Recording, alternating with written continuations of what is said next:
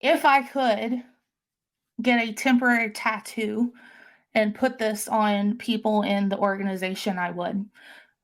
It might be a little bit passive aggressive to put in an email signature, but I just want you to be extremely clear here that just because you're getting one of these and they're asking for training or they're saying they need training, that doesn't mean that's what they actually need. All right. Because too often you will find, oh, well, so and so made a mistake over there. They need training. Hi, everyone. Welcome. I am just so excited to be here and talk today about needs assessment. Absolutely just humbled and blown away that this many people are joining me on a Tuesday, wherever it is in the world that you are at the current time. But I am in Columbus, Ohio, and it's a nice, crisp, cool, blustery day, which is my kind of weather. I love this weather. So love that everybody is being so friendly in the chat. Hey, Christina, good to see you. So please feel free to continue that. I just have a couple of things I just want to go over before we get started. First of all, this is a jam-packed session, okay? But there's going to be a lot of different twists and turns that we're going to take. And if you stay to the end, it will be worth it. I might be giving away some prizes. So I love giving things away. And if you are new to Crowdcast, I want to just kind of walk you through what we're going through today. So if this is your first time in the Crowdcast platform, here's just a brief orientation for you. So under the video right here, you should see a green button that says workshop resources. So if you'd be kind enough to click on that, that's actually going to take you to the nucleus of everything today, okay? So the only link that will not currently work is the link to the recording because we're live. So as soon as this is done, it will automatically record it in Crowdcast. And so to get back to the recording, you can visit the link that got you here. So that's the reason that I love using this particular platform. We are going to be using AHA slides for the majority of today as well. So you can also get access to that. Although I will caution you, do not go further ahead than I currently am because unfortunately in this platform you can't go back. So you would have to close it out and then get into it if you wanted to go back, which is kind of a bummer with that particular platform, but I still love it. So I'm still team AHA slides. And I am a one-woman show, as you can see today, although I see a couple of my friends joining the chat, Ricky and Joe. I'll shout you all out. So if you have any questions as I'm going through, if you'd be kind enough, below again the video, there's a feature called Ask a Question. If you'll put it there, that way it will make sure that I get to it. And better yet, that's the preferred method because when I answer it, I can actually timestamp it in this platform. So when you go to the recording and watch it, you can go to those Ask a Question features and you can just jump to that part of the video if you want to revisit the answer to the question, which makes it easier on everybody. And obviously, too, if you would love to chat, please feel free to do so. Looks like several of you have got that on lock already. So feel free to, again, say something nice. It's not just there for just kind of my own benefit. I absolutely do not tolerate trolls or anything. So if you want to go be mean somewhere else. I will kick you out. No problem at all. Also, another quick little thing. This is a free workshop. However, if you can see the number of people that are here currently, we have over 300 people. And so I am paying for people over 100. So each user costs me about 15 cents over that, which isn't a huge amount of money, but I do have a link if you would be kind enough. There's an option on the resources to buy me a coffee to help cover that. Again, you certainly, if you're not in the position to do so, please don't feel like you have to, but just an option for you to help recoup some of my cost there. I would greatly appreciate it. And huge shout out to Elizabeth Lopez, who kicked off that initiative there. And I think she covered 33 registrants. So thank you, Elizabeth. I really appreciate you. All right, so before we get into it, something that I've gotten feedback on in the past are people are like, I don't know who you are. Why are you talking about this? So if you don't know who I am, here's just a little bit about me. So I have 2 professional and then 2 personal things. So I've spent the majority of my career in corporate and higher education learning and development. I started my career at this place you may have heard of called Amazon, where I did customer service and Kindle training. And that's where I learned about this amazing thing called instructional design. Like so many people, I was an accidental instructional designer. I fell into it after working at Amazon and transitioned over into that role and just instantly fell in love with it. And speaking of falling in love, I moved to a different state. I'm currently again in the United States. So I moved to the Columbus, Ohio area 10 years ago, which is, I can't believe it's been that long. And I got married and I started working at the Ohio State University, where I went back and got formally educated in this topic that I'm going to talk about today specifically, and spent a lot of time at Ohio State. And then I left higher education when 2020 hit in panic gaji, as I call it, when it was just pure chaos. I just couldn't handle it anymore. So I transitioned over into manufacturing, where I led a team of 8, and that was an incredible time. But currently I work for myself, and that's been a fun journey as well. So I have a lot of great mentors and people that guide me on that journey. So if you're interested in ever talking more about that or anything I can do to help you, please don't hesitate to reach out. I am also currently an adjunct faculty at Boise State University in their organizational performance and workplace learning, or they call it OPWL program, where I teach courses in storyboarding, I teach courses in assessment, and I'm actually currently teaching a LinkedIn course about how to get the most out of LinkedIn, and that's been really fun. Personal, I am a proud cat mom, so that is a picture of my baby Bib Fortuna, who you may or may not see walk behind me at some point in today's presentation. It is kind of a hard day today at the house, and this is a true story.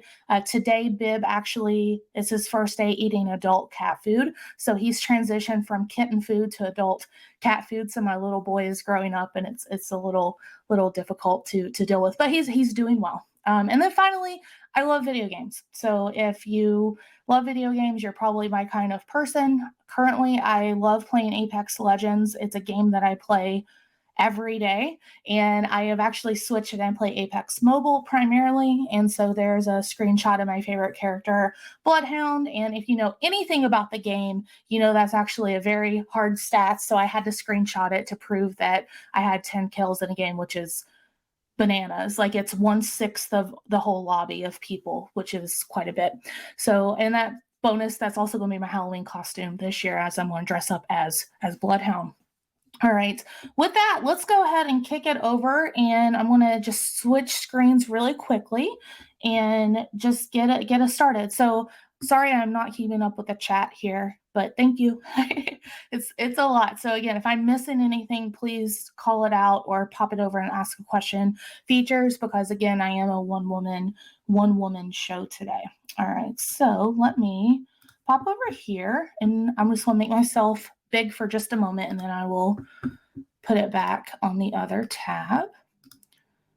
And so to get us started here, let me go ahead. And if you can, and again, if you need access to this, you can get in the resources. I'll also put the URL over in the chat. But just to get us started, I'd love to know a little bit about what you're interested in here, just to make sure that I'm hitting the mark, you're getting what you need. And then at the end, if we have time, I'll go back to this just to make sure that I've covered everything that I can. And I just popped a link over in the chat as well. But again, remember, you can get this through the resources button down at the bottom. And thank you so much for those that have already put your questions in. So I love this first question, where to get the most accurate information. I'm going to tell you, it's a battle. It's an absolute battle, and there's a lot of different circumstances there. Another great question about how can this objectively be done? It's difficult. This is a crucial part of instructional design that in my mind gets skipped too often, and I'm going to try to make it cool again, I guess. So all right, best practices, we're going to go step through step. So also in the resources, we have a workbook for you to go through. I made a case study up about a pet food company, which it's so funny because today is Bib's first day eating adult cat food, and that's totally, I didn't do that on purpose. All right, you all are awesome. I'm going to scroll a little bit. Okay, unsure where to even start. We're in the right place, so we'll go through all of that. Convincing SMEs to let you do this and do it correctly. That's interesting. I spend a lot of time, especially today. I'll be talking a lot about stakeholders. SMEs are one of those stakeholders, but I often find SMEs don't necessarily have a lot of the power when it comes to needs assessment. We'll talk more about that. Proper needs assessment templates, refinement, which stakeholders need to be involved, what questions to ask. Good. Okay. And oh gosh, there's a page 2. Whoops. I wasn't supposed to see that yet. Okay. All right. Tips and tricks, influence. Gotcha. Okay.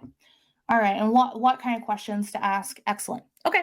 All right. So with that, I don't know about you all. I just told you I'm a video game nerd. If I can play a game every day, I'm happy. So let's kick it off and let's play a game. Let me check the question answer. Okay, I will get to that, Anna. That's a great question about business plan. We'll get that. Okay, so I like to play games, and so let's kick it off here. And I don't know if you all know who this gentleman is in the picture. If you don't, you should. It's my friend Jonathan Rock who lended his face to this. But as I was kind of talking through and thinking out loud when I put together this workshop, and originally this workshop, I've tweaked it a little bit since then, but I delivered this a couple weeks ago at the Adobe Learning Summit in Las Vegas.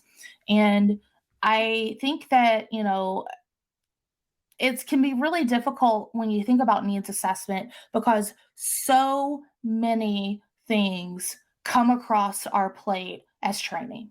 So many things, no matter where you work at, you'll get all kinds of different information coming in. So I wanted to just start off with a quick poll. I love it too, Eric. Isn't it great? I mean, his face just blended in perfectly with that. So he will be at Devler next week, and I heard he's also he'll take your autograph request if you're there. If you have this picture, he will autograph it. But just again, a shout out to my friend Jonathan Rock. If you want to connect with him, there's a little QR code to connect with him on LinkedIn. And also too, I'd really appreciate if you share about this on social media. If you're not able to donate anything to help cover the overage for our folks here, your the time that you're giving me today and your endorsement and you talking about it is way more than enough, and I would be honored. So the ahaslides.com L&D needs, get in there because I have 4 questions for you. So here is my first question. So let's just say hypothetically, of course, right, that you receive an email to upload a presentation deck to the LMS about site safety at the place that you're at. And so as a quick reminder, again, you can log in by going to the ahaslides.com/LD needs. But I'll just give you a moment here. What do you think? Is it training or is it not training? What do you think? If you got that request today, and they said, okay, just upload it into the LMS. Has anybody had anything like this happen to them before? Let me know in the chat if you've had something like this happen to you before. I know I cannot tell you how many times I've gotten stuff like this. Oh, look at this pretty little PowerPoint. Just put it in the LMS, right? So let me know. All right, so it looks like the majority of you say it's not your. Oh yes, and you can also emote in the AHA slides. I love that. So send me all the emojis. I love that. So that way it lets me know how you're thinking with things. But all right, I love the one person that says it's training. Sounds like they're willing to die on that mountain, which is fine. Oh, that is not a dumb question at all, Payal. So an LMS is a learning management system. And so that is kind of this monolithic system that so many organizations have to house e-learning, videos, technical documents, standard operating procedures, whatever the case may be. So, all right, 2 people. Now it's up to 2 people say it's training. Well, guess what? I'm not going to tell you. So these are all hypotheticals just to warm up your brain to get you thinking about what we're going to be going over today. So that's the first one. Let's go to the next one here. All right, here's the next one. Again, this one's happened to me. I can't tell you how many times. Let's just say hypothetically, you get told by someone in leadership at your business, whoever it is, that somebody made a mistake on night shift or the previous day or a week ago or whatever. And they come to you and they're like, you know what? It needs fixed by tomorrow. What do you think? Is that training or is that not training? And yeah, I think the Alvin here just captures it perfectly. Like, oops, I didn't make a mistake. So, all right. Nobody's going on the it's training, huh? Okay. That's fine. All right. Keep going here. Got two more. All right, let's say that you have a stakeholder who says a course needs to be rebuilt, and it's a course that has kind of been there for a while, and it used Flash. And so I put Flash in there specifically because I was at the Adobe Learning Summit. I wanted to kind of be snarky, and it hasn't been updated in 3 years. So what do you think? Is that training? When they say, hey, we need to rebuild this course and, it hasn't been updated in 3 years, but gosh darn it, we need it now. What do you think? All right, catching up here on the chat. Yeah, of course, Lisa, I completely agree. It's not enough information to act on. And again, these are super vague for a reason. Hello, Nick Tillum. How are you? All right. Katie and Payal says, yes, it's training. Hey, Ricky. Eric says it's money. I love that. All right, rebuilt. Yeah, so rebuilt here might be a keyword. And hey, Aaliyah, good to see you. All right. Again, not going to tell you I'm that person today, so sorry about that. All right, and finally, last one here. Let's say that your organization has a seasonal product. So maybe they offer something during a holiday season or maybe something in a particular quarter, and the product manager gives you this amazing, beautiful 110-page manual as the base for the content. So you get this big honking manual from them, and they're like, hey, here it is, make training. So what do you think about that? So is it training or is it not training? Teresa, that's a great question. I just judge them when they put something like that in a job description about need to know Flash. Flash is gone. You don't need to know Flash unless that's like a reference to, I guess, a superhero or something. And maybe in that case, you may need to know who the Flash is, but maybe not. All right. Okay. Excellent. All right. Sarah, I'm mowing what you're growing that maybe there are opportunities to send more emails. Maybe. All right. So thank you all for that.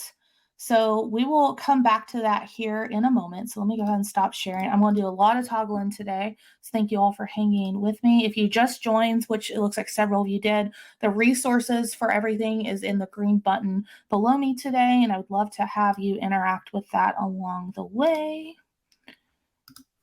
Okay. All right. So let's go ahead and hop into it. So first things first, we're going to go through what a needs assessment is and what it is not. You're going to find out that the number one pet peeve I have about this topic, and I'm hoping if you take nothing else away from today, that you will never make this mistake again in your L&D career. It's that serious to me. It makes me so angry. All right. Then we're going to pop over to the workbook. Reminder, workbook is in the resources button below. And we're going to go through a case study, and we're going to go through each phase of a needs assessment. And you're going to be getting a little bit more information along the way. And I'm going to tell you, it's not going to be a linear, easy process because nothing is. I have a saying, Murphy's Law loves learning and development.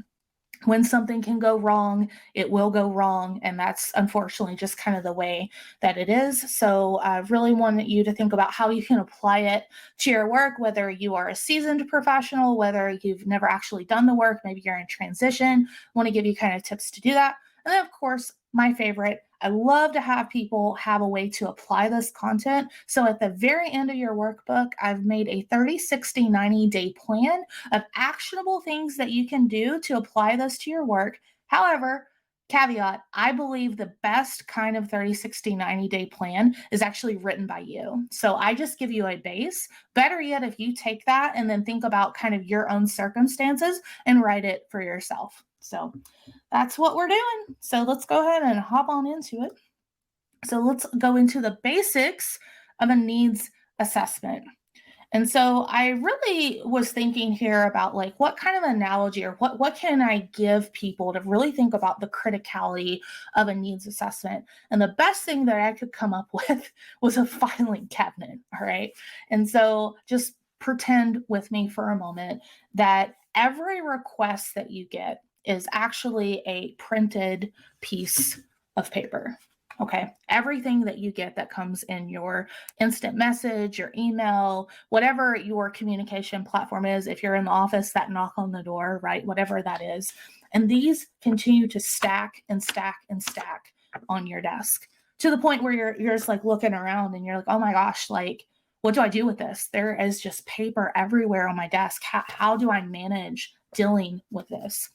So to me, that's where needs assessment comes in, because not every one of these is created equal. In fact, I would argue most of these probably belong over in the rubbish bin because they're not really training issues. So we're going to be going through that. So to me, first thing about the needs assessment is that you have to think about how to protect what I call your filing cabinet. And to me, your filing cabinet is going to be your work queue. Okay. So if it truly is what it needs to be, you're going to make a folder for it. You're going to be gathering evidence and you're going to be serving that need. Okay. But not every one of these deserves to go in your filing cabinet. And so that's what we're going to be talking about. Maddie, question about transcription, Google Slides. So that's it. Google Slides, not Crowdcast, Google Slides. So that's what I'm using for that. Great question. All right. So let's talk about the components of a needs assessment. So I've talked a little bit about it, but the first thing is you get a request, whether it's a piece of paper, a smoke signal, courier pigeon flies over, whatever, right? But somebody somewhere in your organization says, hey, Joe Suarez, I need one of your amazing e-learnings now, right? Next component, and these are things that get skipped. These are things that in my mind shouldn't get skipped. First one is data, all right? I'm going to say something that's going to be super controversial, but you know what? This is my webinar. I'm going to say it anyway. When you take this one request from one person that says this is the end all be all, need to get it done today, and you don't back it up, you are not serving people. You're serving a person, okay? I firmly believe the work that we do, we are in the people business. We're there to empower people. We're there to help people. So when they push that at you and say it needs done today, you have the power. And if no one else tells you this, I'm empowering you to do your due diligence. Okay. You're not saying that this person handing this to you is a bad person, that they're a liar, that they're whatever. You're really just looking from an objective perspective to try to understand the problem. Because I don't know about you all. Have you ever played the game telephone, like where you like whisper to people and it kind of keeps changing and going down the line? That's how it is in our organizations sometimes, right? So, I mean, that person that's pushing this piece of paper to you, maybe they got it from their boss, or maybe they're saying this is like needs to happen today. But all you're doing is you're like, thank you. Let me seek to understand this just a little bit more. And then let's figure out a plan of attack. That's all you're doing. And to me, that's being a responsible member of the business.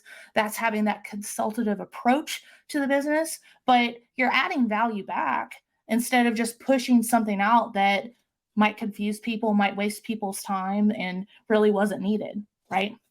So we're going to spend a lot of time talking about data. We're going to spend a lot of time also talking about findings. So as you're gathering this data, how do you assimilate it? And how do you make sense of it? Like, what does that process look like?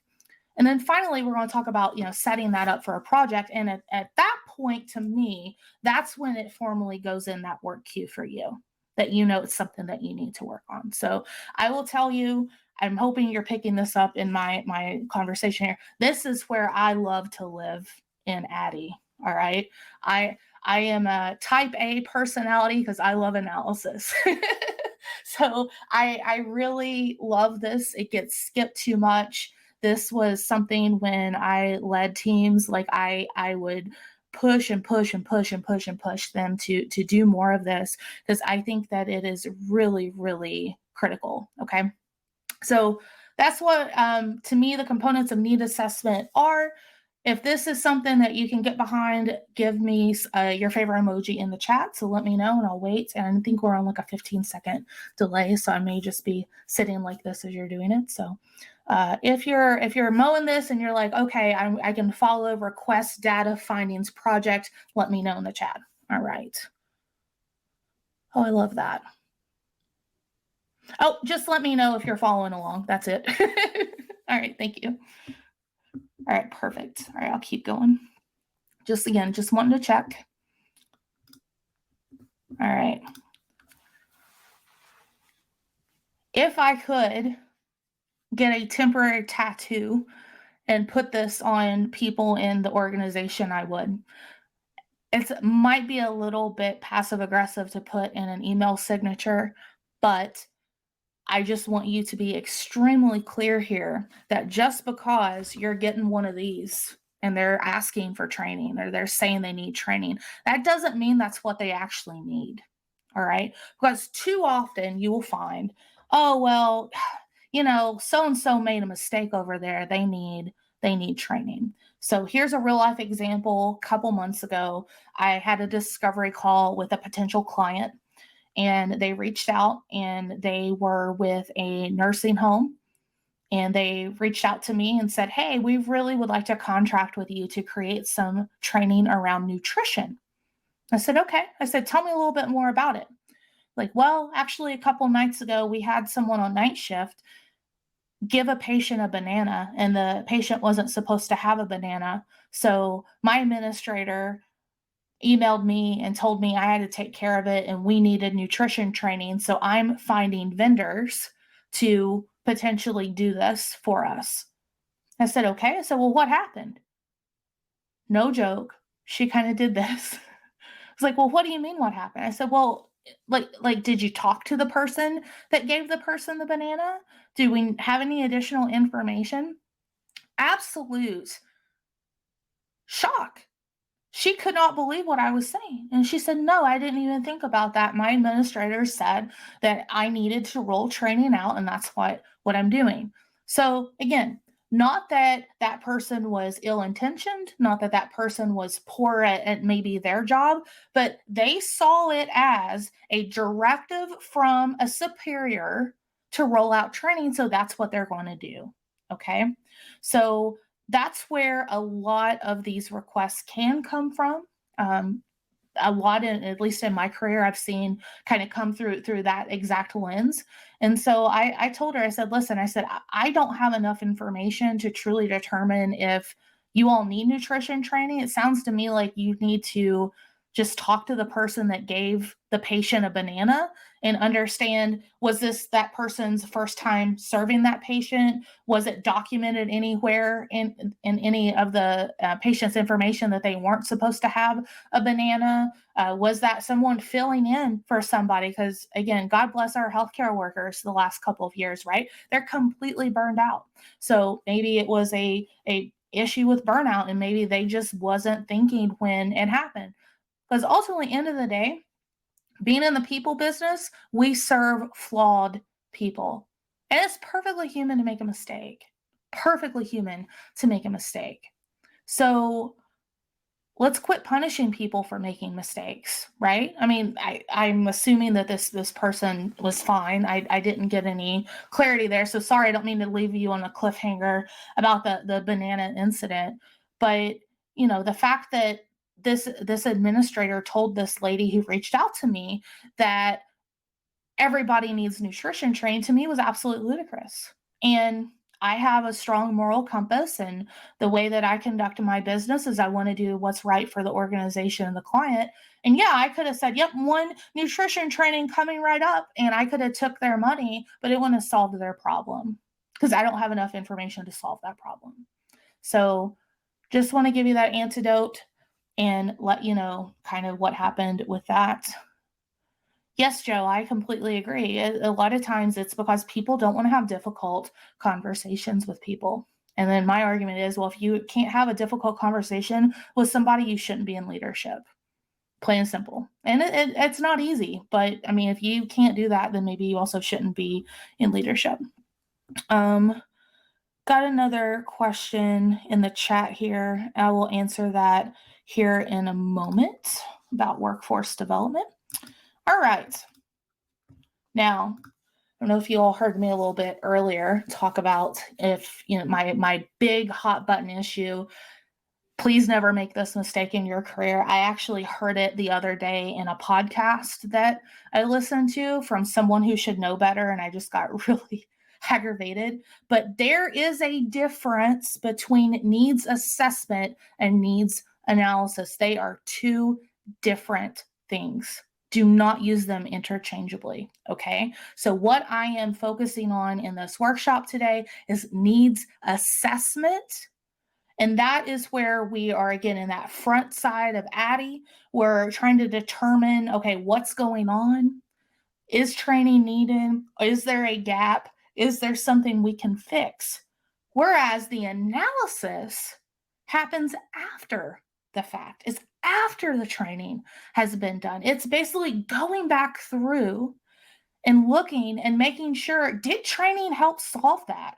Did training impact that? So these are two totally different concepts, okay? So assessment is really trying to seek to understand, really trying to get clarity on the situation, whereas the analysis is, okay, we had this potential solution that we rolled out. Did it solve anything? Did it move the needle anywhere? Okay? So please, nothing else, take this away. If you don't believe me, this also came out of the ATD Book of Knowledge, the most recent update in 2020.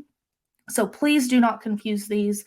People use them interchangeably, and it's just one of those things that just sticks out like a sore thumb to me, and I can't stand it. So don't be like that. And you're not going to be because you're here. So, all right. So I've seen some chatter on the side here about, well, needs assessment. A lot of people skip it because it takes time. Yes, it does take time. So if you're in a situation where you're like, I don't know if I could bring needs assessment to my particular organization, or I don't know if they would be interested in this, here are 3 different things I want you to consider, to me, that are value adds to needs assessment. So the first one, and one of my favorite topics, is evaluation. So I think so much learning and development evaluation fails because we don't truly know what we're measuring. Okay.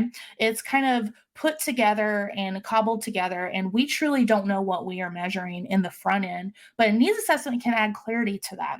And I'm going to show you here in just a moment, if you're familiar with the Kirkpatrick 4 levels of evaluation, how a good needs assessment can give you clarity and data to potentially support those 4 levels. Although, hashtag side note here, level 4 is extremely hard to hit.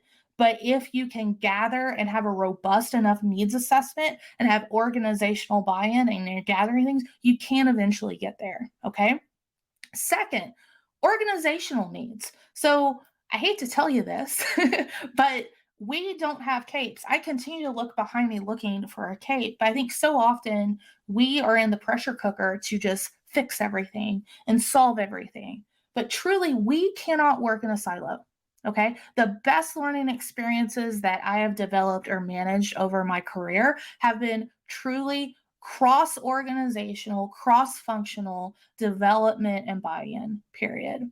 So, to really truly solve a problem, it takes a village because there's a lot of moving pieces, even in small business, right? There's a lot of moving pieces and parts. So, what the needs assessment can help highlight is, what's going right, what maybe needs to be areas of opportunity, and who are the right people that we need to involve on the front end so people don't get kind of blindsided with things in the back end. And I have been on the back end of that where they have rolled things out over my head that I didn't know anything about. And then they turn to me, hey, where's the training? What training? I just now learned about this. What are you talking about? And dealing with that's not an easy thing to deal with. And there are times that I think I dealt with it well, and there's times that I think I dealt with it pretty poorly, where I did not have my filter on when I talked about that. So don't be like me. Don't do that. And then finally, another big part, which I talk a little bit about the evaluation strategy, is it's really getting people's buy-in and really getting them to answer, okay, what is the performance criteria? What does success look like? What are we really trying to get people to do? Right? Something that just boils my blood is, well, they need to know blah, blah, blah. Great. Talk to them. Launch a communication plan. Bring it into your meetings, whatever. I don't feel like just they need to know blah blah blah blah blah without aligning it to what they need to know and why they need to know it, or what they need to know and how they apply to their job. That's a complete waste of time in my mind, right? So I think so often those kinds of conversations can be happening outside of L&D, and so often that they don't. And I have a book coming out, shameless plug, next year, where I really talk about this marriage of content and context.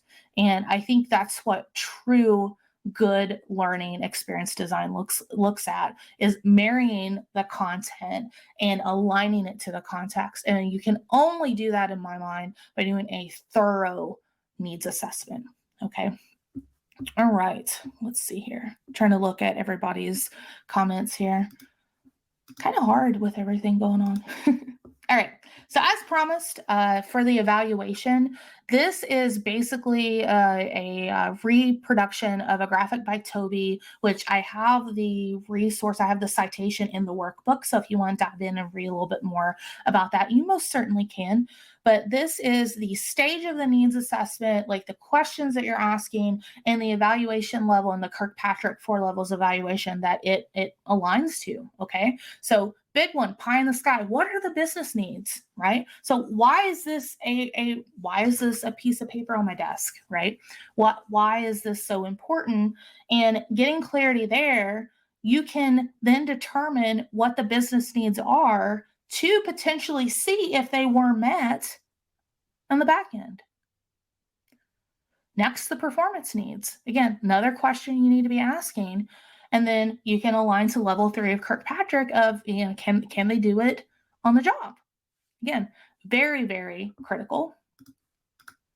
All right, another one of, what are the learning needs? And so the level 2 of kind of the knowledge skills mastery.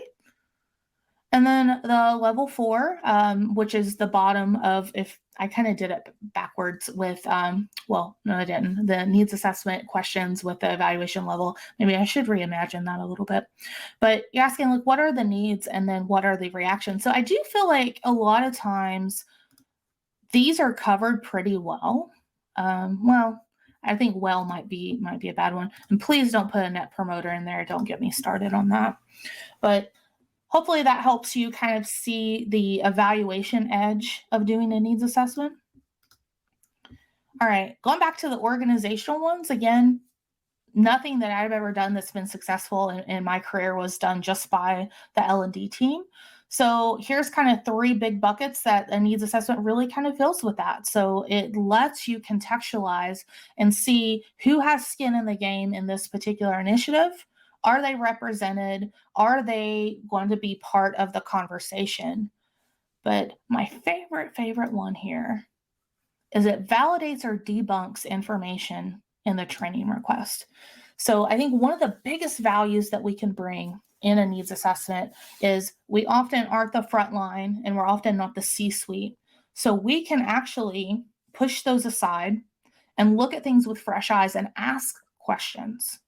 And I cannot tell you how valuable asking questions are. Going, if you like detective things, think of yourself as a detective, or think of yourself as a journalist, or just think of yourself as somebody, just again, fact finding, trying to seek to understand a little bit more about the issue. But really, what you're looking to do is you're really wanting to understand, okay, why is this a problem? What is being done about it? And I'm going to go through some questions here in a little bit of things that you should be asking.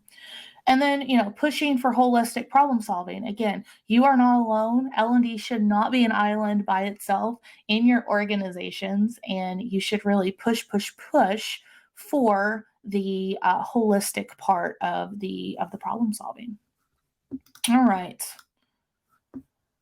This is worthy of putting in an email signature, so much so that I did. So if you don't know who Dr. Michael Allen is, you should. He's way too humble to say this, but I definitely think he is the godfather, if you will, of e-learning. We certainly would not have the industry that we currently have if it wasn't for him. And I'm truly saying that. He's one of my knowledge crushes. But one of my absolute favorite quotes of his is, if content were enough, we'd only have libraries and not schools. It is not enough to throw content at people. Okay. It is not enough to just keep pushing them resources and just hoping that they get it. Okay. It is our job to deliver that value. It's our job to deliver that context. It's our job to help kind of make it easier on people to do their jobs better. Okay. And so a needs assessment helps us get there. Okay. And that's kind of the point here, is a needs assessment can help you get there. All right. So let me pop over. Oh, you'll love it. I'm glad. It's one of my favorites too. Absolute favorites. Okay, let me stop sharing here 1 second. Just making sure I'm following along here. Okay. All right, so let me open it back up. Thanks for your patience. Again, one woman show here today. All right. Okay. 50,000-foot view right here. Okay. And what we're going to do the rest of the time is go through each one of these phases together. And then I've built this case study that we're going to go through. So, oh, thank you. Yeah. Bold and brash. So if you get the quote, you get, if you know, right? Thank you, James. Appreciate that. So we're going to spend times in each phases and then talk a little bit about our case study. So last chance, get the resources below me, hit the green button, get the workbook. We're going to be going through that here in just a moment. So let's go ahead and kick it off here with gathering data. Okay. So it is not enough. This does not mean it should be training. All right. So don't fall for the trap. That doesn't mean that it's training. We're really wanting to gather data and make sure that we're really serving people in our organization. So here is our case study. So congratulations, everyone. If you are currently looking for a role, or maybe you're looking for your next adventure, all of us today work in learning development at All Pets Pet Food. So congratulations. So glad that you're here. And the best thing about the company that we are all at here at All Pets Pet Food is that we are in the pet business, and the last couple of years have been phenomenal for us because so many people adopted pets during the pandemic, and with all of those new adoptions become happy, hungry customers that want our product. Okay, so with that, it's been a great couple of years, but now 2022, our production at a company is down by 30%. 30% sounds like a lot, despite the demand being high, because these pets are still thriving and loving their new homes. I love it, Joe. You guys, Angelina, if you actually go to the button below the video, the green button, that gives you all the workshop resources. So yeah, so there's still a lot of happy pets across the world, and they still love our product, but it's something with our plant. Okay, something's going on here where our production numbers are down 30%.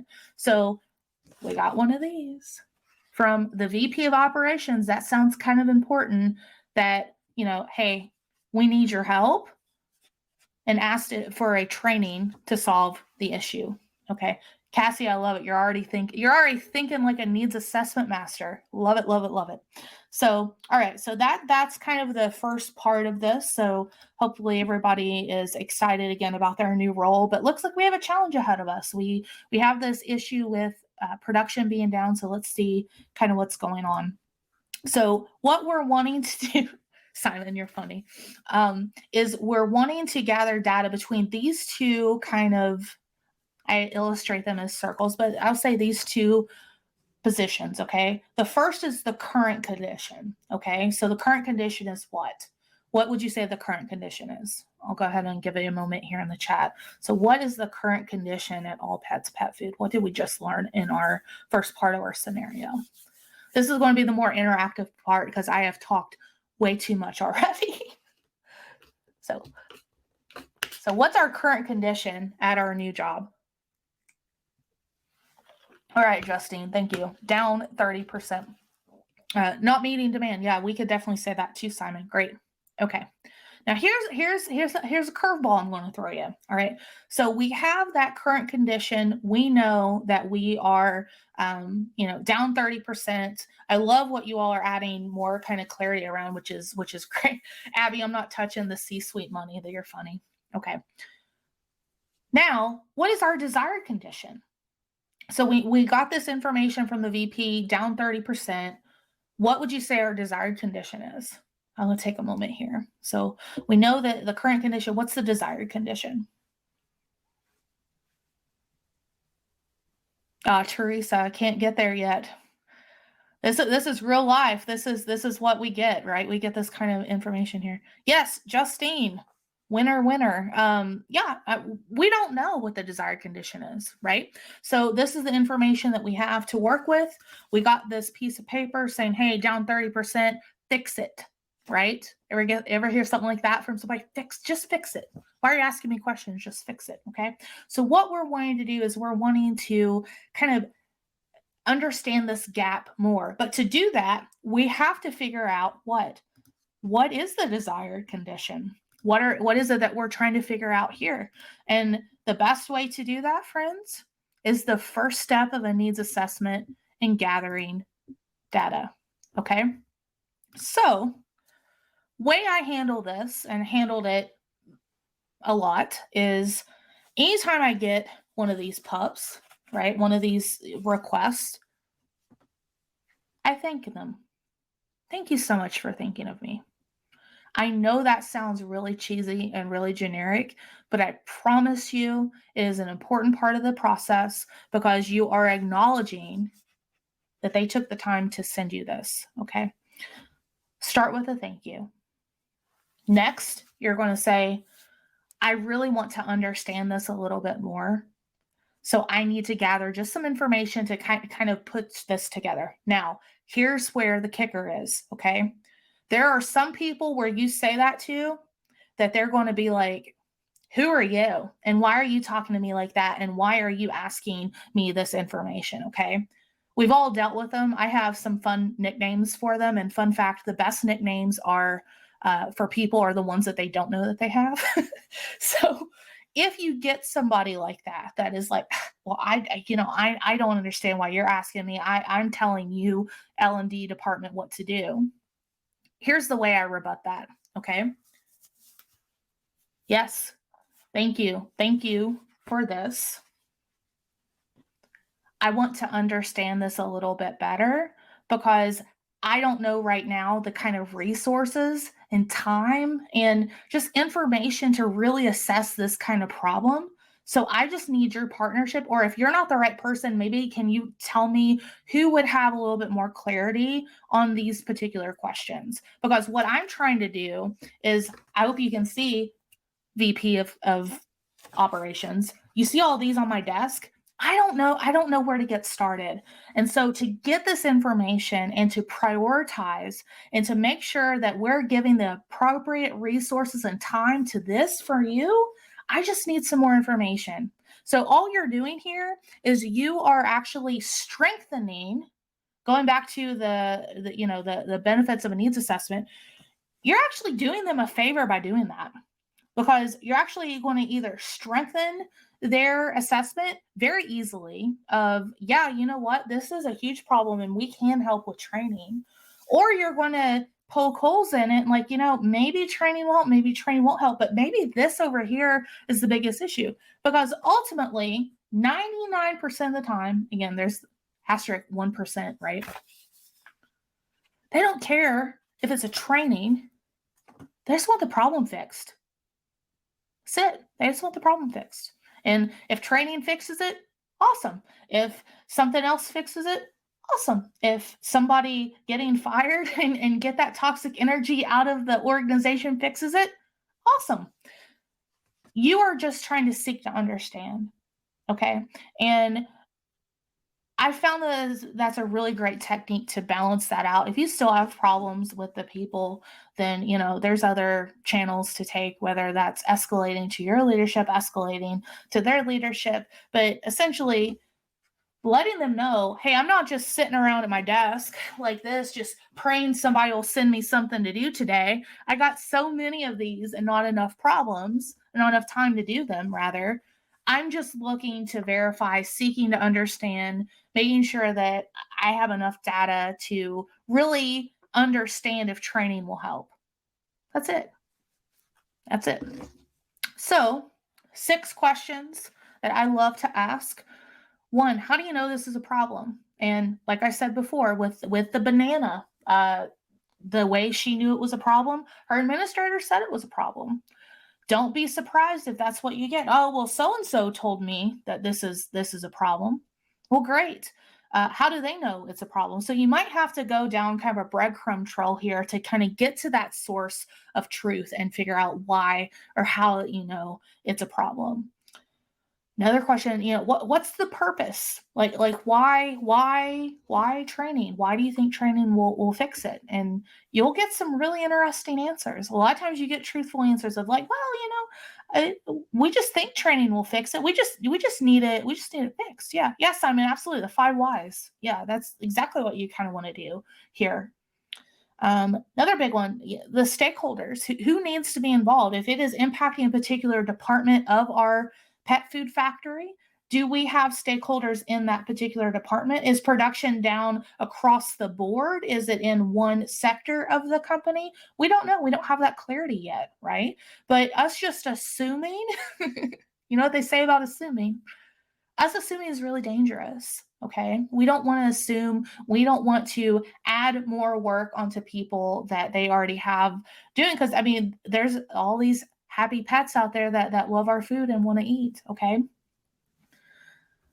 The business problem, this is gold. The manufacturing place that I used to work at, we would have quarterly business priorities. And I loved them so much. They were just like a light out of the sky because it really helped skinny down our queue. Because if we weren't targeting these business problems on that quarter, we're just going to have to move you over to another quarter because it's something we can't do right now because we have so many other initiatives facing to attack these particular business problems. And that is a mountain I would die on each time, because I wanted our department to add value. I wanted our department to look good to leadership, right? And so the way I did that is making sure that the initiatives that we worked on were focused on the business problems that we were focused on in a company. Now, asterisk here, if it is a big, disaster, if you will, or something that has to be addressed immediately, obviously we change that out a little bit. Another question I like to ask, hey, is this something new or is this a refresh, right? And so what we're looking for there is there any kind of base information? Is the information good anymore? Did anybody care? Can we mine any of the historical information to see how it was received, if people applied it, etc.? Sometimes it's just better just to start anew. It's not even worth trying to rebuild things. Just kind of depends. And then this one. Oh, this one. I've had a lot of nasty emails over that one right there. All right, you say it's a problem. What have you done to fix it? Well, nothing. You're training. You need to fix it, right? Don't be afraid to ask that question because you'll often find they'll be like, well, nothing. You're training. Aren't you here to fix this thing, right? That's fair too, Chris. Not every business has priorities, so I'm not going to touch that one. All right. So, if you're not familiar with Kathy Moore's book, Map It, it's one of my favorite books. It's a book that I've purchased as a gift for so many people that currently Capital One has a fraud alert on my account every time that I purchase it because they're like, why on earth has this lady bought 30 of these books? Because they're great and I send them to people as a gift. But I highly recommend, especially I think chapters 2 and 3 of this book lay this out beautifully, and it just dovetails really nicely into a good needs assessment. But what you're looking to do are these three pieces, okay? One, you're wanting to seek and get toward a goal or a key performance indicator or something that you can get agreement and alignment on, that this is the reason why this is a problem. Here's the thing, if they can't answer this, that's a whole nother organizational hot mess, and not your circus, not your monkeys. All right. So stand your ground. Say, we need alignment. We just need to understand what is that we're trying to do. And then dovetailing right into that is, what is the problem and how we know it's going to be solved. So, all right, we know this is a problem, but going back to a couple slides ago where we had the current and the desired, that's getting to that desired piece. Okay. So what's our angle? What is it that we're trying to fix? What is the gap here? Like, what is that other piece? And then this is another big one and not taken, I think, seriously enough. But what is it that people actually need to do? and why aren't they doing it? Right? Is it because they have I don't know, like they're running the place and there's no leadership or accountability? Here is another thing that I wish I could get a temporary tattoo of, and maybe I will, but training doesn't fix the lack of accountability. It never will and it never can. All right. You can put together the most incredible, amazing, awesome training. But if people aren't held accountable to do it, if leaders aren't holding people accountable, or leaders aren't asking their people to do it, doesn't matter. And the worst part about that, what they're going to do? They're going to put the finger right at you, like, the training was just awful. That's the problem. Yeah, not on my watch, punk. We're not rolling that party anymore. So use these. Again, I hope I'm getting you excited about needs assessment. I truly, truly love this. I mean, it is a superpower. It is a gift. It is something that gets skipped way too much. But having all of this in your back pocket, you all, it is so essential to setting you up for success, to making sure that you're applying the content the way that it needs to be applied to help and empower people. But then also, you're going to be able to evaluate it so much more clearly, and you're going to have organizational buy-in. So people that skip this, don't. It's really, really important. All right. Okay, so I'm going to change it up again real quick, which looks like some of you all already have. Okay, let me share this again. Thank you all for letting me kind of tab jump here, but I'm tab jumping so that way I can use the closed caption more, because I want to use that as much as possible. All right, so I'll go ahead, and I have some thinking music here. So what I'd like for you to do is go over to the ahaslides.com/ldneeds, and I'd like for you to go through and just ask, what are some questions that you'd like to ask the VP? So if you got this on your desk, what's something that you want to ask? So I'll go ahead and have some mood music here. So 3 minutes, and then we'll be back, and then you can actually vote for your favorite, and then we'll see who had the best question. So go ahead and go.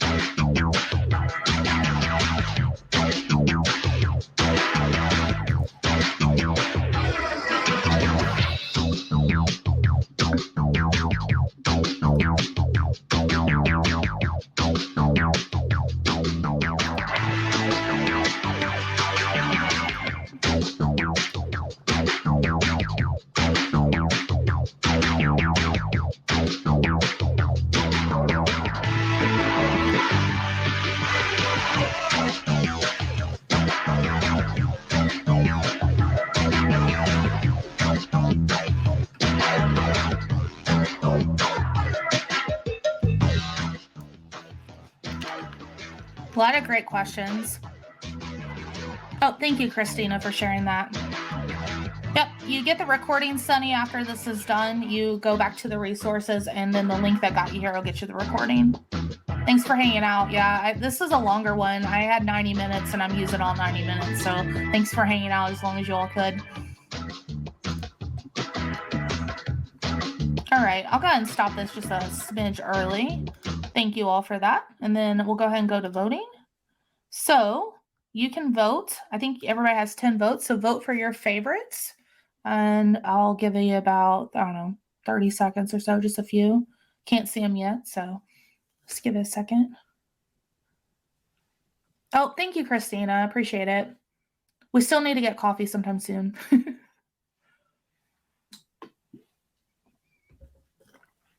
Oh, Aaliyah, confused. No, go back, okay? You're voting, you should be able to vote. I don't think you can submit anymore. Is that? Oh, I'm so sorry, Aaliyah. I cut it off. That's my bad. I'm sorry. Okay. All right. A few more seconds to vote. Just want to keep this moving and grooving. I can't believe it's been an hour already. I could really talk about this all day. No joke. We haven't gotten to the good part yet, like actually doing the work, right? Okay. 3, 2, 1. All right. Here's our top ones. So number 1, why do you think it's a training issue?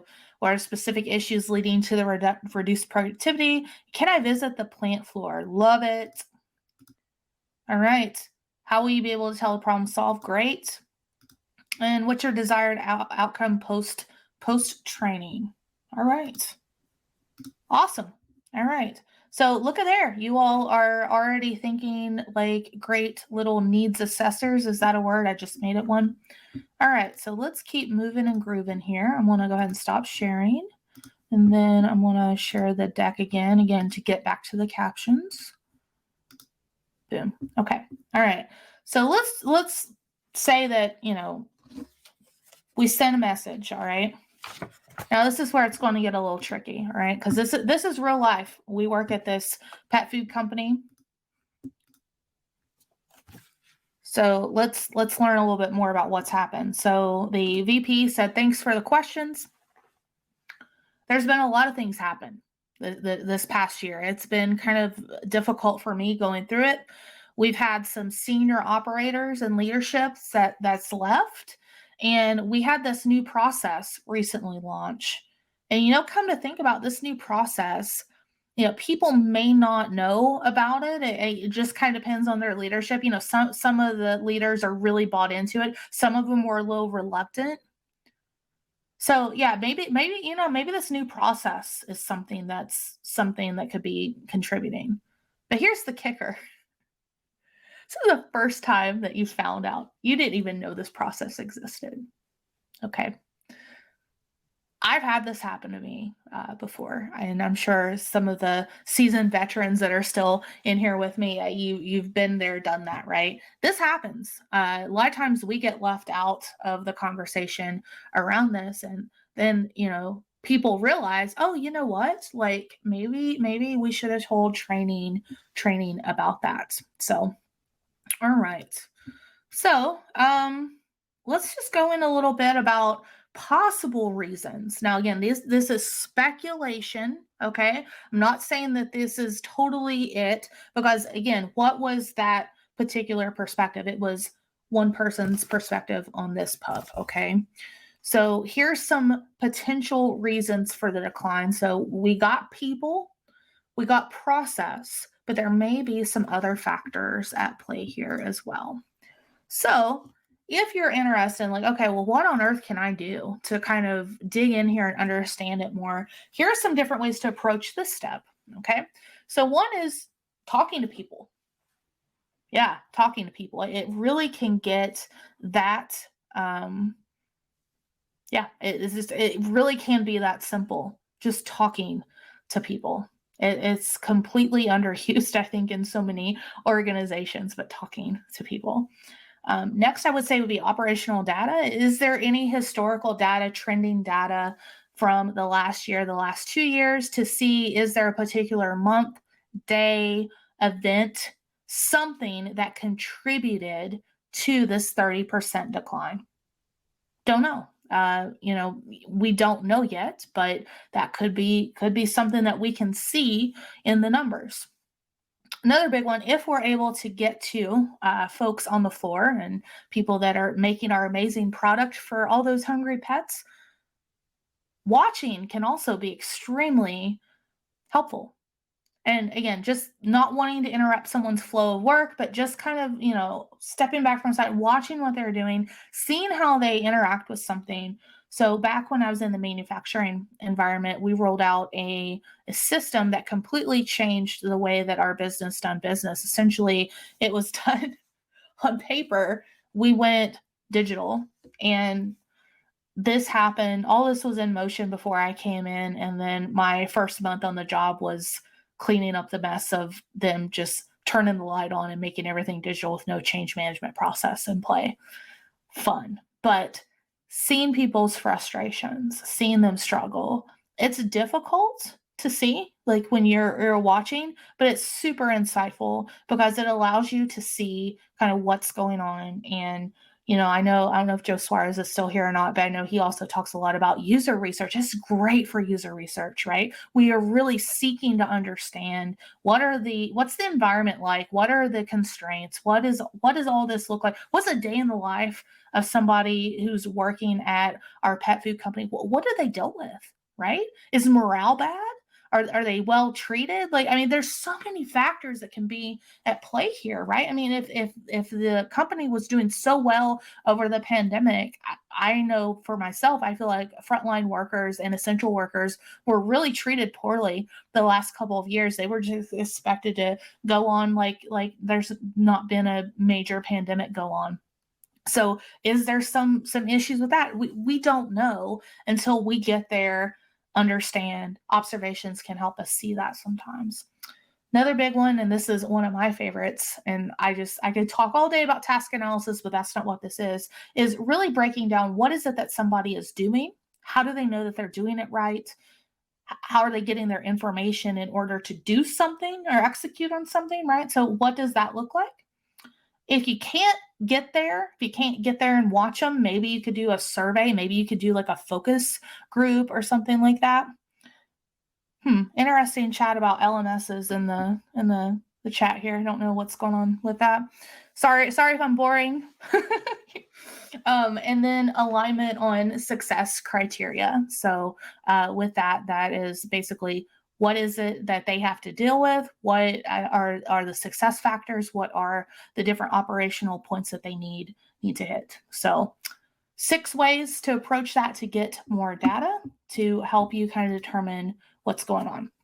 So what we're really striving for here, and this is some of the work from Dickelman, which again, the full reference is in the workbook, and Dickelman was a human performance technology guru, is what we're really, really looking for here as we're gathering data and seeking to understand is we're wanting to get an overlap of these 3 kind of things. So we want to make sure that whatever it is that we're understanding the problem, that it's appropriate to the task or process, right?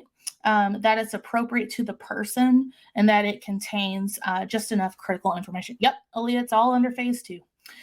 So what we're looking for is the merger of kind of all those. There's this star, or what I call the performance zone. And so what these are, as we are kind of massaging out and understanding, we should be thinking in these 3 lenses of the data that we're collecting to help tell the story of training. And honestly, these 3 pillars are things of the request that we can and should control.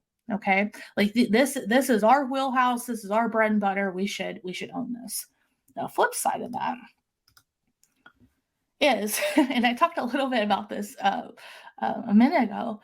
If you're finding that people aren't being held accountable or people aren't given support like that, if people are overworked and not motivated or whatever, or worse, if you see cultural issues in the organization, which another one of my temporary tattoos or t-shirts, the culture of your organization is the behavior that it tolerates. It's not your statement. It's not how cool people look, not the high fives on the website, but truly that is the culture of any organization, is the behavior that it tolerates. And that also feeds into the motivation and accountability part. You see these three things, you can't train somebody's heart to instantly change. You can't train somebody to automatically care, right? I mean, there's things you could do possibly to help get there, but it is not something solely training can do. So if you see any of that, and especially if you see an overlap of those three, which is pretty common for many organizations, if we're being really unfiltered here, not your circus, not your monkeys. Okay. So when you see that as you're gathering this information, that's when you report back to that VP. Like, you know what? I'm seeing some really interesting stuff go on. Maybe there's issues with the process, but here's what I observed. Here's some stuff that was shared with me. Here's some more clarity around these topics. And then you know what? You throw it back at them because they are in a position to help hopefully guide that. Or if they're not the particular person that can, you can push it up. All right. Okay. So with that, let me see what the next one was here. So I'm just trying to watch time. Yeah, I'll skip that one. Basically, we can just do this in the chat. What are some ways to deal with a stakeholder that doesn't want to seek alignment on a training request? We talked about that pretty ad nauseum. All right, so let's get into the fun stuff. Let's talk about doing the needs assessment. So we got some more information now from our case study. So through the interviews, we've learned that there are certain departments that are having difficulty with this more than others. And so whatever this process is, it's very kind of robust and complex. And there's a lot of kind of moving pieces and parts. So if somebody messes up a step or two, it can really cost a lot of time and money.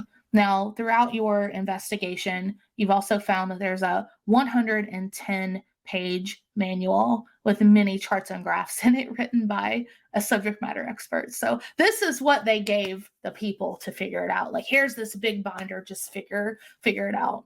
Again, something that happens a lot in the space. I mean, I've seen it happen time and time again. So now we have a little bit more information. I'm going to go through 3 different approaches to a needs assessment. Okay. So the first one is a KSA, or knowledge, skills, ability. Second is a job or task analysis, which again, my personal favorite. Okay. I'm not even going to pretend that I'm not biased. That is by far my favorite. And then third is a competency-based approach. Okay. All right.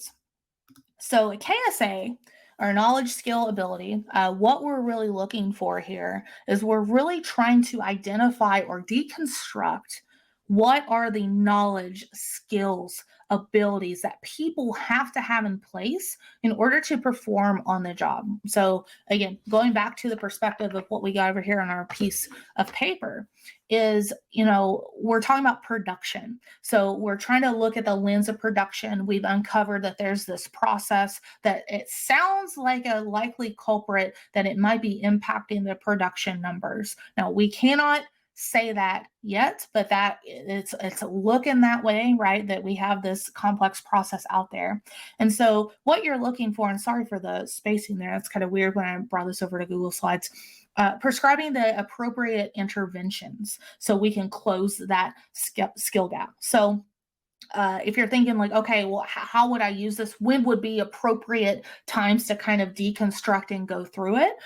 Here's 3 examples. Again, not exclusive. I mean, there's more examples here, but one would be when there is a new system or technology implemented. This is a great way. Obviously, you want to do it in the front end before the process goes out. Obviously, that's when it's getting set up for success.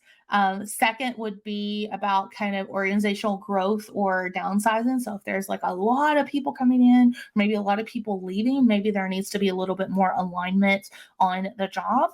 And then anytime there's like new responsibilities. So if there's another piece of what somebody needs to do, that would be a great approach for it. So absolutely it can, Sonia. Yeah, she asked, can the process be linked to direct daily work? Absolutely. In fact, I would say there's a better approach to it, which I'm going to share here in just a moment. But yeah, I think people want clarity on their responsibilities and how to do their jobs well. I don't think anybody shows up for work every day like, you know what, I want to just do a rotten job all day. I don't think anybody necessarily thinks that, right? Or if they do, they need to go get another job or go find happiness and bliss somewhere else, right? All right. So, here's some different ways that you can approach a KSA.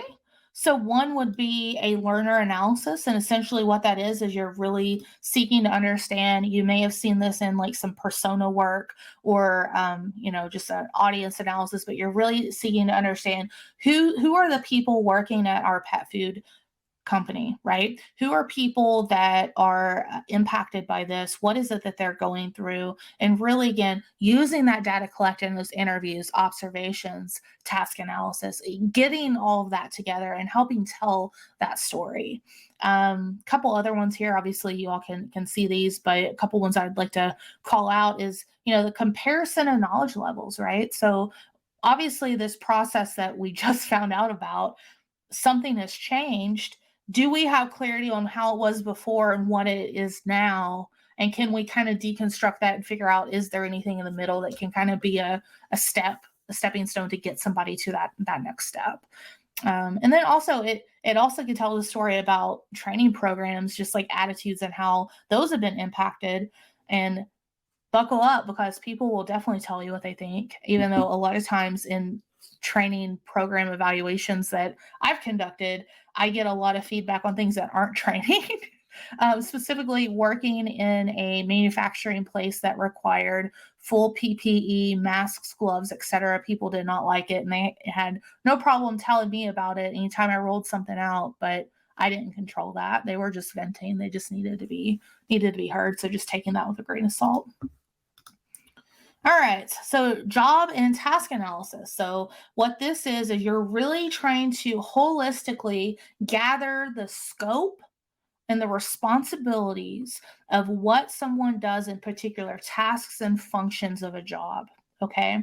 So, where you would use this three different ways. If you have a new, like emerging job description, two, if something kind of needs to be reassigned or reorged for just to kind of make the case, does this job title still need to exist in our system? Is there a better way to maybe classify it? What does that look like? And then three, it gives you a great nucleus of training requirements. So you can see very clearly what someone does on the job, what are kind of the duties. So the general body of work that they do, the individual tasks. And I think of a task of something that an employer pays you to do. And you can see very clearly when putting one of those together, basically a good, I guess, core curriculum map, if you will, of things that people need to do. So, some of the great things about it is, you are directly working with people that are doing the job. They're often the ones that are on the panel. The way that I've conducted this before is I'm trained in the method called DACM, which is developing a curriculum, and that's the way that I was taught. And I think I kind of do a hybrid DACM now, but essentially, it just starts with one question: what do you do on the job? And then having people go around and say that and capturing that until they can't capture anymore, they don't have any more examples, and then looking at that, clustering that, and then having them explain a little bit more about what that looks like. That is the good work of a job task analysis. A couple other ones, and my thing that I love for assessment here is you can also ask people, how do people mess it up? Or what are some of those internal questions and answers that you're asking yourself as you're going through the process to capture what it is that they do on the job? Again, treasure trove for assessments as you're putting them together. All right, and finally, there's more. I'm just highlighting three. Okay, so a competency based analysis. So, what this one is you're wanting to say, okay, I want to identify the cream of the crop. I want superior job performance. What does it take to be the top of the top at the pet food company? Okay. And it can also help if you have soft skills. So this is a great one, especially if you do leadership development, if you do kind of anything in that bucket, competency based is really great for that. It can also help when there is some kind of a governing code of ethics or something like that. So, for example, if you're not familiar with ATD's capability model, maybe that's something that you would like to bring into some of the work that you're doing. And so, by doing a competency based analysis, you can crosswalk the capabilities of a governing body like ATD with the capability model, and then map it to the work that people do on the job, which is really fascinating work. So here's some benefits here. Again, I'm not going to read each one, but some of the big ones here, especially if you're looking to develop an internal certification, the competency modeling here is great for that because it's very clear on, again, what the superior performance is, what is it that people need to do, and it really can also help distinguish who's your steady Eddie versus your best employee, right? So that's it. So those are 3 different ways to conduct a needs assessment as far as an approach. There are more. You can also do what I call a hybrid, like a little blend of each one if you think that that's appropriate. It just kind of depends. So I'm going to turn it back over to you. I've talked way too much. Love to know your thoughts here.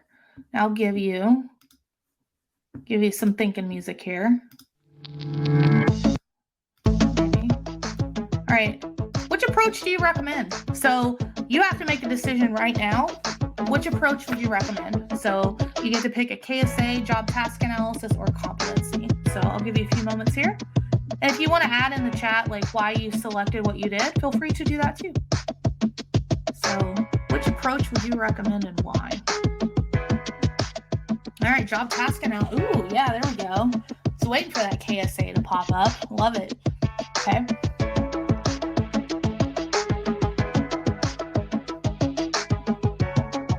Oh, job task analysis is leading the pack here. Okay, KSA. All right, there we go.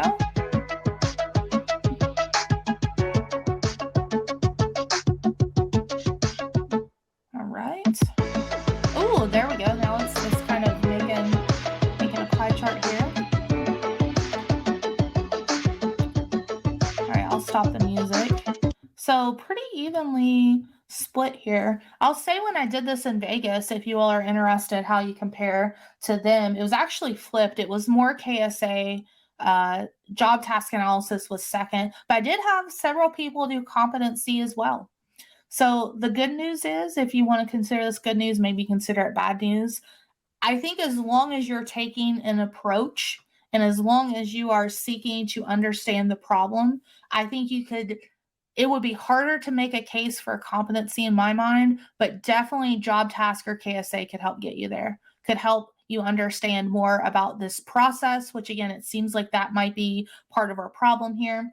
It helps you gain clarity around, again, the whole situation. So I think either of these approaches would work in this hypothetical case study. So great work. All right. So we're almost done. We're getting to the fun part, if you like data and stuff, of course, about the assessment piece. So we're actually thinking about how are we going to build this out. So we're going to say through your methodology that you've gotten a lot of data and you have a mix of the qualitative, which I say how people feel, more wordy, quantitative, and for this example, plant production numbers. And what we're going to do is we're going to use both sources of these to make recommendations on how to proceed. So if you're going through this and if you're like, okay, I need to figure out how to put these together, here's just some best practices. Of course, there's tons of resources on this kind of topic. I definitely would not say I am the best at doing this piece. I have friends that I rely on for specifically statistical analysis. I mean, if you really want to get technical, maybe like a Fisher's coefficient, if you want to do and again, this wouldn't necessarily be in the needs assessment, but like after, if you did, kind of a analysis looking at like, did anything change? You might want to go there. But usually what I do when I get this kind of information is I just read it. I know that sounds silly and simple, but just start with reading, start looking at it, and really starting to see, are there any themes? Is there anything really jumping out here and really kind of helping tell the story of what's going on? Big one, big one, big one, big one. You take nothing else away. Um, Correlation does not equal causation. I agree, Simon. That would be another tattoo candidate here. But just because you see it in here and you're like, oh, wow, this is really interesting, please don't make the mistake of saying, though, the reason that this is going on is because we have this and this. It's much more nuanced and complicated than that. And the last thing you want to do is make yourself or your department look bad in front of the organization. So be very careful with your words when you're putting things together. I also think that it's great to crosswalk it back to that KPI or problem statement that you got alignment on in the front end, right? So you're really helping to tell the story, making sure there's alignment there. A couple other things there too. I think personally, any kind of really weird irregularities, said that kind of difficult, put in a separate section because it may or may not be impacting. I don't know if you've heard of the analogy of rotten apple spoils the bunch or bushel or whatever, but yeah, so that may have significance, may not have significance. I just like to put it in a separate section if it's something that I think is kind of compelling to tell.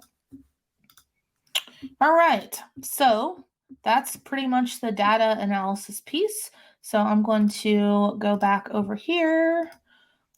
And then we have another question, fill load. Okay, yeah. So getting your feedback here. We're almost done.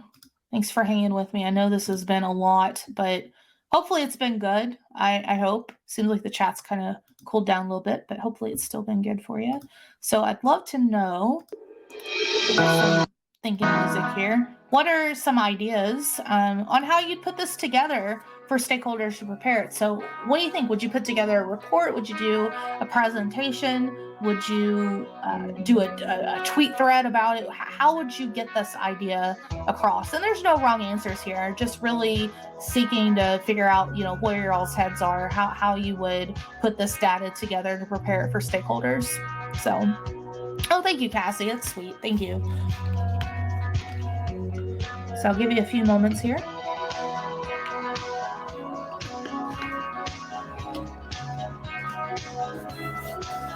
All right, love that.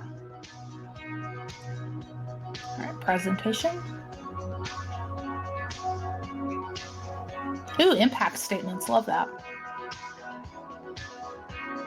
All right. Pop over here and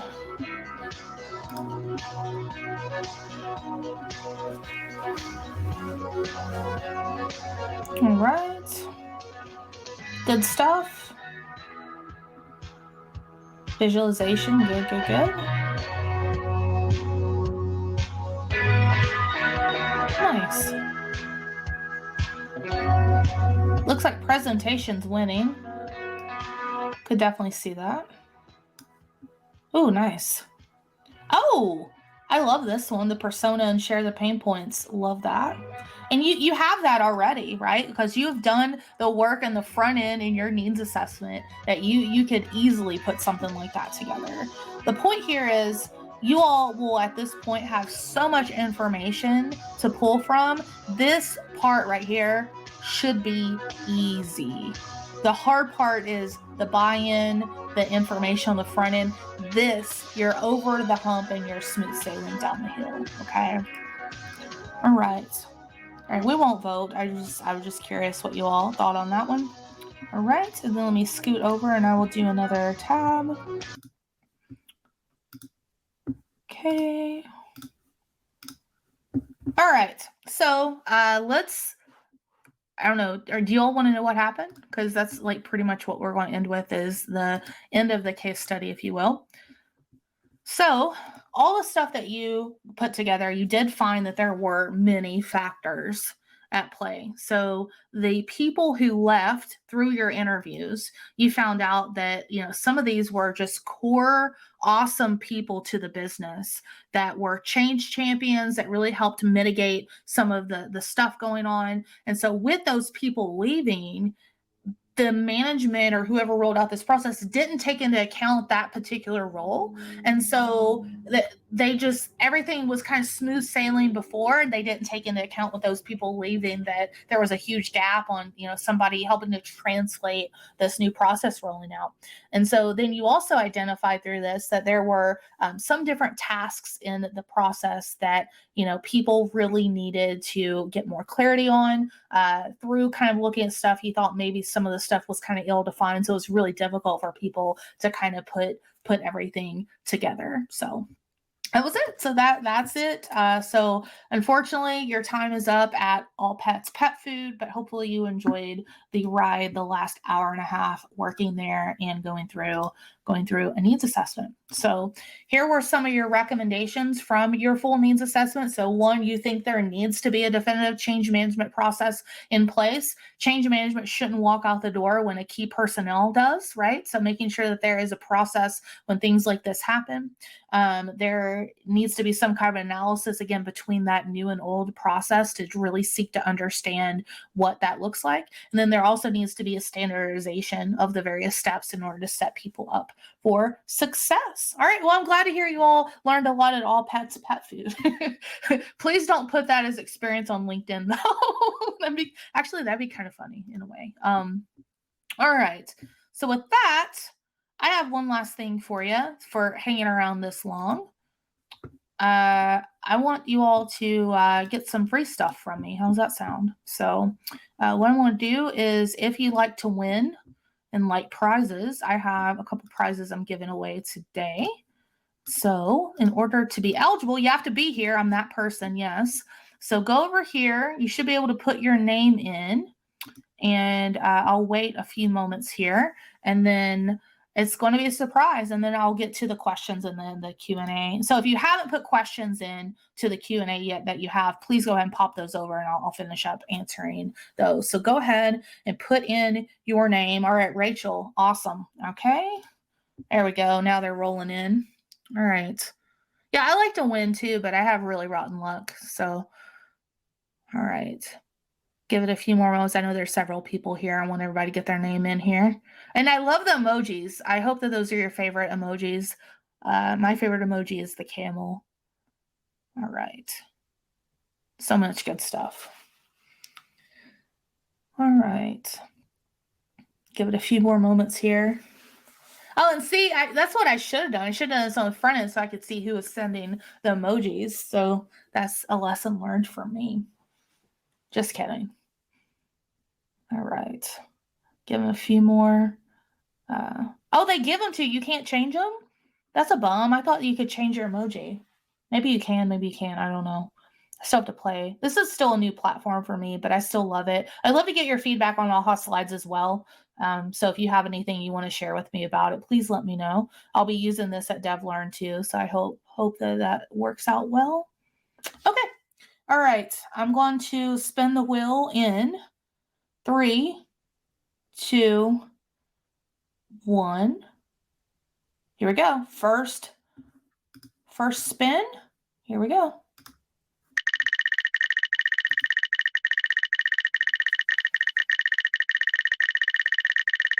If you didn't get in this round, you can still add. So, Maggie. All right, Maggie. If you'll put your name here in the chat, you have 2 options.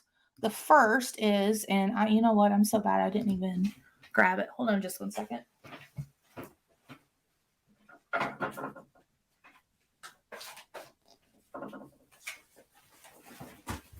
All right. So Maggie, I have, and again, I don't know if there's more than one Maggie here. So if there is, and you send me a LinkedIn message or whatever, you have won a $25 Amazon gift card. So congratulations. But Maggie, this $25 Amazon gift card, you can keep it, or you can trade it for another prize that is sitting here on my desk that you can't see. So I need to know, do you want this or do you want the other prize? So yeah, I have to have some suspense here. So do you want the gift card or do you want the prize that's here on my desk? So just let me know watching the chat here. And we'll go forward. So the prize or the what's on my desk? Yeah, I'm that person, Kate. Ricky, you didn't win. It's not about you, Ricky. All right. I am, yeah. So as Teresa, I am a fan of Let's Make a Deal. When I was a kid, my granny was in love with Monty Hall, and so I always thought Monty Hall was my grandfather. Okay, all right. So unfortunately, Maggie, probably not the best selection for you, but still cool. You have won this. I don't believe in humans. Cool notebook here that I originally got from a friend of mine that I love so much. This blank page notebook. I'll send it to you via Amazon, but I love it just because it's so weird. I mean, I don't know. I'm a weird person, I guess. But so, congratulations. You have a I don't believe in humans notebook coming your way. So, just send me a LinkedIn message with your information and I'll get that gifted out. And they'll say, hey, sometimes you take risks in life and it pays off or doesn't pay off. All right. So, all right, how about we try it one more time here? I'm going to update the wheel. Looks like there's a couple other people joined.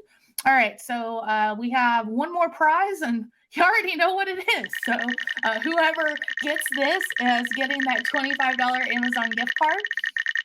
Yeah, I know, right? I totally think it's cool too. All right, printing.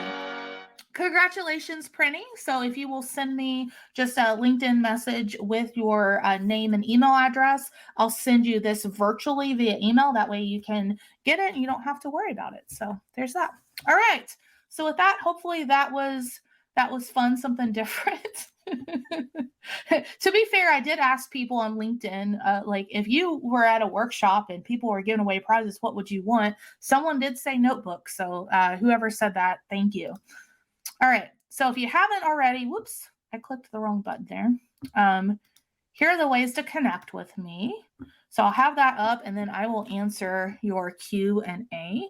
Again, shameless plug, if you like this content, I go further in it in my book that's coming out next spring, Learning Experience Design Essentials. All right. So first question here from Anna, do you look at the business plan at all to create the needs assessment, or do IDs have eyes on the business plan? This is a great question. I think it totally depends on the structure of the organization. A lot of times, like I said, the place I used to work at had quarterly kind of business priorities, and then there were like priorities through the year that helped with it. But as far as a business plan, a formal one, it might be a little tricky to get your hands on that. But yeah, I think the more information you have about the core of the business, why they're in business, the work that they do, obviously the better it's going to be. All right. So I have another question from Patricia. It says, in part 4, one tip says limit people doing this work to keep the bias lower. Can you clarify why less would make bias lower versus having a variety of perspectives? Yes, it's a lot of work putting some of these reports together. And I think because you have such a variety of resources, hopefully in the data collection, having one person kind of assess it to start is good.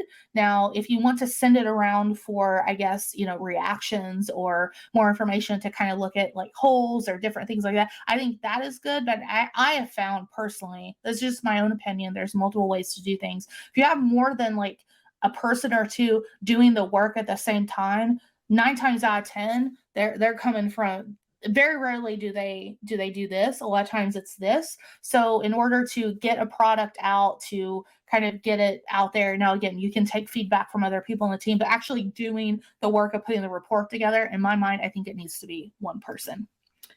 All right. And then last question, if I find out training is not the answer to the problem, what could be the answer? I want to equip myself with a list of other things to suggest maybe job aids. Looks like you all did a great job of answering that. Let me pull in, there's a great resource here that Kathy Moore has about is training the answer? I'll put it here in the chat. It's a really cool flow chart. So I'll pop it over here. And let me just, can I add this as a comment? Yes, I can add as a comment here. I'll also put that over here in the chat. But this is, this is gold. You want to talk about a tattoo, that would make a killer tattoo. So yeah, so hopefully that's helpful, but really just deconstructing and seeking to understand the problem. Oh, another question. Okay. How can I find companies that focus on freelancing projects related to workforce development? Great question. I mean, that's actually a core pillar of my business. So really, I think just putting yourself out there, for me, a big recruiting tool for me and my business has been LinkedIn. Sharing that I do this kind of work. I'm formally educated in it. It's my bread and butter, and where I like to sit in the L&D spectrum. I think really the more that you establish your own authority on that, the more companies will reach out to you. I never really seek out clients; they come to me. So that's kind of foreign to me, and I realize I'm in a position of privilege to say that. But I don't know if that's helpful or not. But looks like some other folks give you some great suggestions there. All right, Abby has a question here. What can we look forward to in regards to your presentation at DevLearn, and why camels? Okay, so DevLearn, I'm doing, I say a presentation and a half. So if you like games, you definitely want to come to my presentation at DevLearn on Wednesday. It is going to be all about assessment, which is another one of my favorite topics. Not needs assessment this time, sadly, but just assessment in general. And I have more prizes. Maybe you saw a sneak peek of one, or maybe you didn't. Maybe we'll be there. So that's your little bonus for being here today. And why camels? I get asked that a lot. So the question about why, I'm assuming I named my company The Learning Camel, is I really love cats, as you can tell, but I thought that cats are kind of polarizing because either you're team cat or team dog, and I didn't want to not serve dog people. So I decided to go with camel because to me they evoke an image of trust, and I really wanted my business to be about serving my customers on their whole journey. And I think about how camels travel across deserts and take journeys all the time, and that was really what kind of evoked that image for me. And plus, I also think it's really memorable. A smiling camel called the Learning Camel. I thought maybe we spit content at you would be appropriate, but then I was like, no, I'd probably isolate a lot of potential clients that way. Just kidding, by the way. All right. So with that, last call for questions. Reminder, resources underneath. As soon as I go off live, give it a few moments. It will render. You can watch the recording. Recommend, again, going through that workbook. The workbook, I'm asking you additional questions, going back through that case study, making sure you can apply the content and really think about it. And then don't forget that 30, 60, 90 plan is also in there. With that, I will give the last call 1 second here for questions. Thank you all for hanging with me. A lot of you hung with me the entire time. I really appreciate it. If you found this valuable, please share it about it on social media, some of your findings. If you'd be kind enough and like to give a couple bucks to help cover my overage fee of 407 people coming to this today. Wow, just absolutely incredible. I would appreciate that as well. But if you're not in a position to give, just your testimonial and you being kind enough to promote it on social media would mean the world to me. All right. Well, with that, have a good rest of your day. One last thing. If you would like to hang out with me again, I'll be back in Crowdcast in a couple hours with my friend Ricky Fisher. We have a show called See You Next Tuesday. It's every Tuesday. So there's the link there if you want to join us. We'd love to have you. And Ricky is newer to learning and development. And so we just talk about challenges and different things that we go through in our day-to-day. There's no script, no anything. We're unfiltered. And if you want to join us and talk with us about it, we're happy to have you. So with that, thank you again. Yes, a recording of this is available as soon as I hit the button here. Go to the workshop resources and it should render for you. So with that, have a good rest of your day, and hopefully I will see you all here in just a little bit. Thank you. All right, bye.